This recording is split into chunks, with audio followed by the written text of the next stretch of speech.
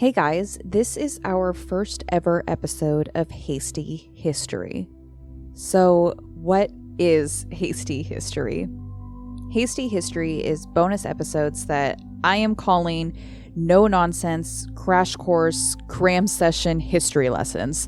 So, no cocktail segment, no ads, no bloopers. There isn't even our super cool, super cheesy intro music. This is just a quick download of some history, so keep that in mind. I am doing a high-level overview here. This is not an in-depth study. Now, why are we doing these Hasty History episodes? Because we love you guys. We have been blown away by the amount of support that we have received from you guys. It's honestly mind-blowing, the amount of listeners we have now and how many of you interact with us on our Instagram. So, I take that to mean you guys like us? ? We also did a poll recently to see if there was interest in us doing these bonus episodes, and you guys made it really clear that there is. Thank you so much for that. So here I am to bring you a couple of small bonus episodes, and I look forward to the feedback we receive about these episodes and to hear what you guys think. But here we go. Like I said, no nonsense and no messing around. Let's get right to the content. Today we are talking about the pandemic of 1918. We are talking about this incident in history because it is beyond relevant right now in our world. We are dealing with the heavy effects of the coronavirus here in 2020. So, although this episode is a bit depressing, I personally consider it encouraging and hopeful because it demonstrates that what we are going through today, we have been through something similar. We can learn from the lessons of our past, and we are going to get through this together. Okay, so the pandemic of 1918. This pandemic was the most severe pandemic we have ever had in recent history. Keyword there is recent history. That obviously does not include the Black Plague, which, like we mentioned in Season 1, Episode 9 about the plague, that killed upwards of 200 million people. The pandemic of 1918 infected approximately 500 million people and killed anywhere from 17 to 50 million people worldwide. This number is greater than the number of casualties in both World War I and World War II combined. Now, this pandemic is oftentimes called the Spanish flu, which is super misleading. This disease did not come from Spain, although the exact origins of the disease are still unknown today. The reason it is often called the Spanish flu is because, unlike in other parts of the world, Spain was a neutral country during World War I and was able to freely report on the pandemic, which gave many the impression that Spain was experiencing the disease on a level unlike other countries. Other parts of the world, in particular the United States, Germany, France, and the United Kingdom, were keeping their accounts of the virus close to the vest. Why? Because this pandemic began in January of 1918, and for anyone that needs a reminder, these countries were involved in World War I through November of 1918. In order to maintain some sense of composure and morale, these countries didn't share much about the virus that was affecting them all, especially because the first known case of an American with the flu was a member of the military. In some ways similar to COVID-19, some people experienced more mild symptoms of this 1918 flu, things like coughing, sneezing, body aches, while others experienced extremely high fevers and fatal pneumonia. Now, the super weird thing about this pandemic was that it didn't affect as severely those that are generally more vulnerable to illnesses, such as young children or the elderly. Rather, this influenza most heavily struck young adults, so those generally between the ages of 20 and 40. In fact, due to the horrific number of deaths that occurred as a result of the virus, the United States dropped their national average life expectancy by over a decade. The primary theory for why the virus hit the younger generation harder than others is because of the massive number of young adults serving in the armed forces during this time. These people already had significantly weakened immune systems, which would make them more susceptible to the virus. Additionally, camps along the battlefield were like breeding grounds for the virus. There was no way to social distance in a tent during World War I. Once one soldier caught the virus, it wasn't long before his entire camp had the virus as well. Many soldiers, once released from the war service, then took this disease home with them.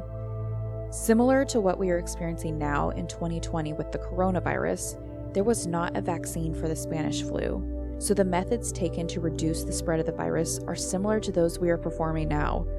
Quarantining, canceling school, canceling large events, canceling sports, washing our hands 100 times a day, and so on. Doctors in 1918 gave specific advice to citizens to cover their mouths, stay away from sick people. Oh, and please don't spit on the ground. That was some of the medical advice provided back in 1918. The first report of the virus came in April of 1918, but then it seemed to die down. That is, until September of 1918, when the world faced a second and exceptionally deadly wave of the virus. One particular wave of the infection occurred in September of 1918 when the city of Philadelphia had a big parade planned as a part of the war cause. In the days leading up to the parade, Philadelphia had some 600 cases of the virus within the city. Even still, they continued on with the parade. Just days following the parade, there were over 600 new cases in Philadelphia. Philadelphia ended up reaching a total of 47,000 reported cases, leading to the deaths of approximately 16,000 people within Philadelphia alone. Once they realized the extent of the spread of the virus, the government was instrumental in shutting down things like schools, church services, and some public transportation. Many businesses followed suit. It wouldn't be uncommon to see a poster outside of a movie theater threatening patrons that if they were sick, they would not be allowed attendance. That is, if the movie theater was even open. Just like we are seeing with COVID-19, several small businesses had to close and eventually went bankrupt. Because of the level of death that the pandemic caused, even some municipal services were shut down because there simply weren't enough healthy employees to keep it going. Back in 1918 through 1920, they faced many of the same problems we are facing today. Medical staff began to get sick, and doctors were, in some places, replaced by medical students. There was a severe shortage of medical staff, both because there were so many medical professionals assisting the war efforts that they couldn't treat civilians, but also because, unfortunately, medical professionals became the most exposed and susceptible recipients of the virus themselves. In fact, to combat this shortage of medical staff, in February of 1919, while the world was experiencing what would be its third and final wave of the virus, Illinois actually passed a bill that created a 1-year program to become a nurse just so they could get skilled medical professionals trained up as quickly as possible. Hotels, schools, and churches were converted into hospitals because hospitals couldn't manage the number of people coming in and out of them. In some places, they even set up tents right outside of the overflowing hospitals to treat patients in. Like we are seeing today, hospitals just simply couldn't handle the influx of sick patients.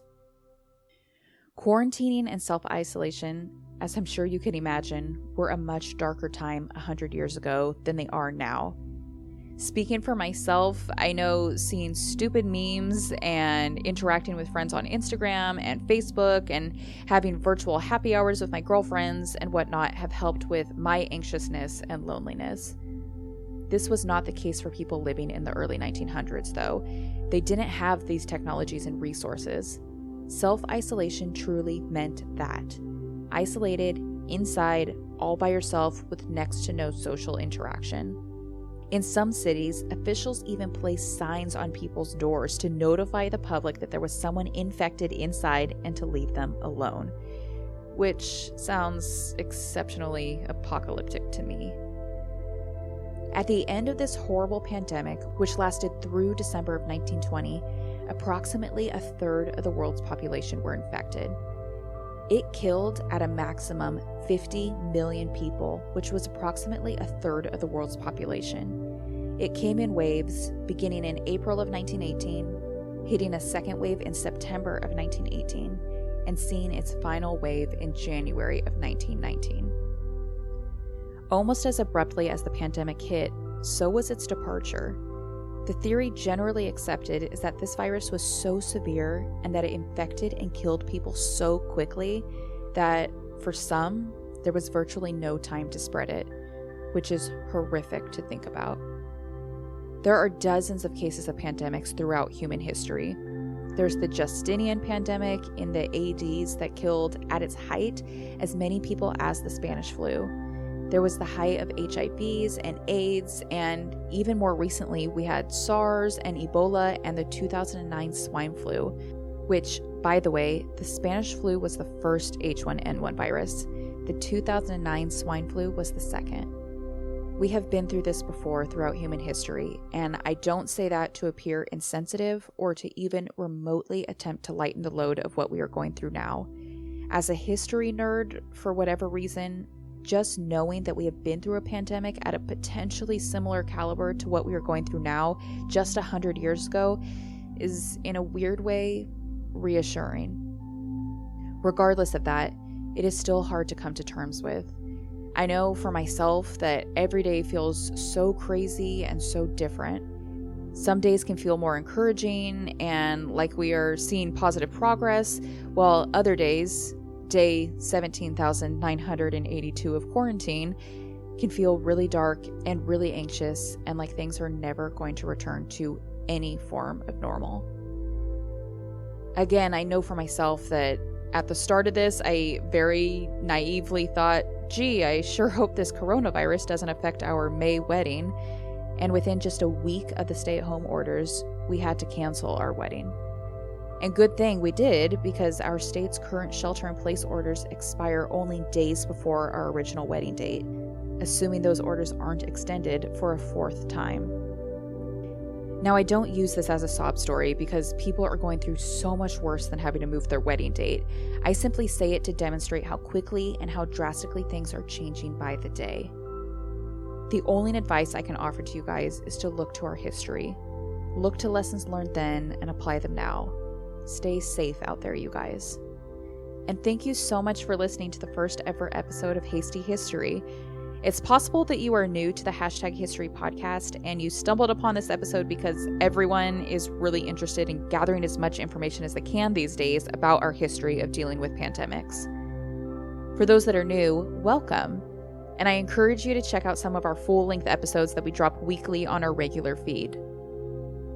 But it's also possible that if you are listening to this episode, you are a loyal listener of the #History podcast.